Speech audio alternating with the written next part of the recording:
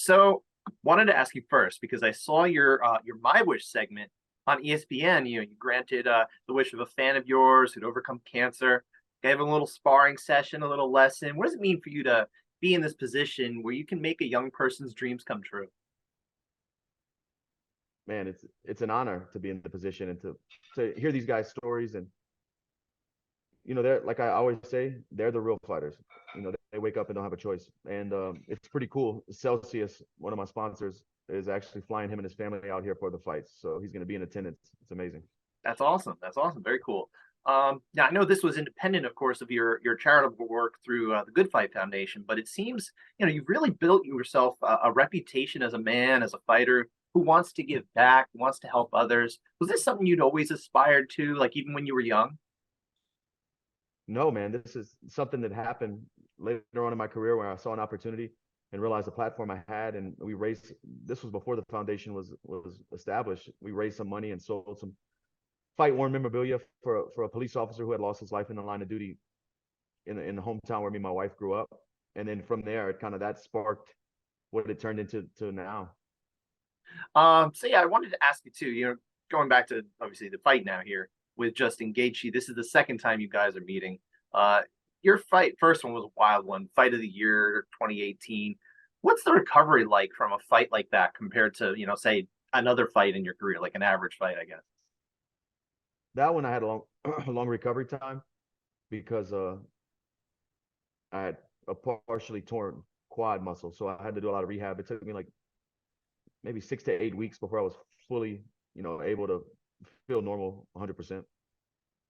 And then you took a fight pretty soon thereafter too. You were fighting by the summer at that point too, right? I did like a maybe 6 weeks of rehab, and then I went out to South Florida to start prepping. I fought Eddie Alvarez after. And at the beginning of that training camp, I was still kind of feeling my leg a little bit, but yeah, I kept it moving. Sure, sure. Now you've been in several rematches in your career. So what's been, most helpful for you when it comes to, fight preparation for an opponent you've already faced? It just depends the time frame. Like the Eddie fight wasn't crazy long after. Obviously, the Max Holloway fight was a long time. So I just approach them as a new fight. I don't go back and dwell on success I had or success they had. I just kind of look at their last fight, look at where I'm at, and reassess and take it as a new fight. Sure, sure. And Justin in particular, he really doesn't even fight exactly the same style as he used to. There's probably a more controlled violence, I guess, that we've seen in recent years from him since you guys had first met. How do you think this new approach plays into what you bring to the cage?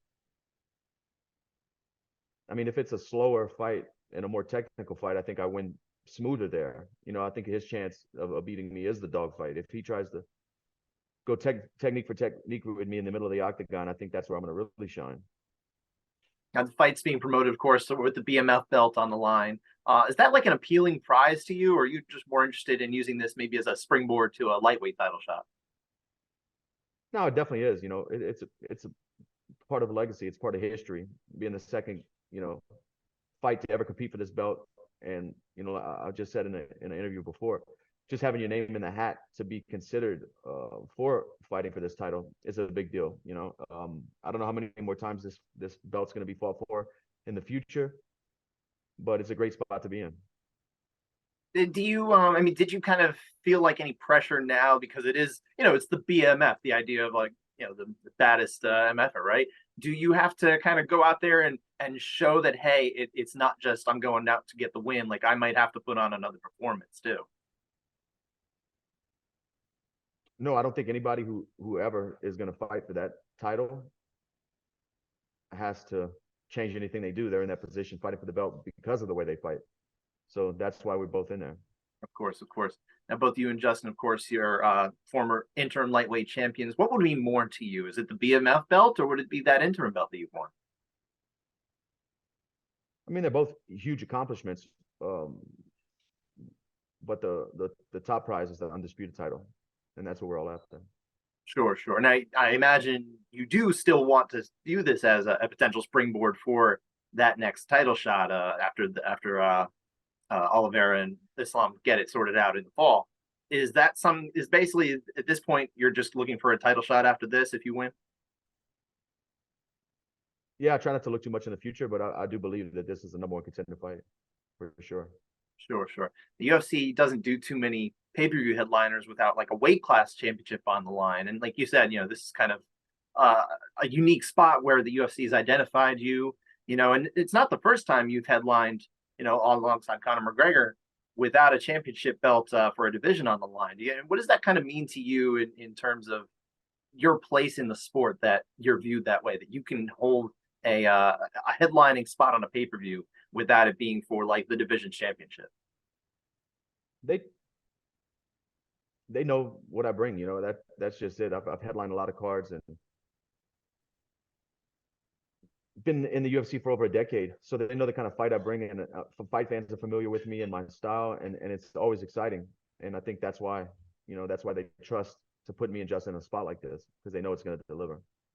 Now, you fought 3 times in 2021, but this is only your second time since then. Would you prefer to be more active, or is this kind of a rate you're starting to get more comfortable with at this stage of your career? Yeah, I would like to fight 2 times a year would probably be good. One time is kind of there's a lot of slow time, but yeah, like you said, where I'm at in my career, 2 fights a year is perfect for me. Sure, sure. Now, your teammate Renato Moicano was just talking recently on his YouTube channel, saying that it was a hot take, but he was saying that he thinks because you and Justin, you're so accomplished already, that potentially whoever doesn't come out on top in this one might just walk away, might hang him up. Do you picture yourself fighting past this weekend, regardless of the results, or is that a possibility? I'm not really putting a lot of energy into it. I'm even here, Saturday night. I'm not doing this because I have to. I'm doing this because I want to. So as long as the one's still there, you guys ain't getting rid of me.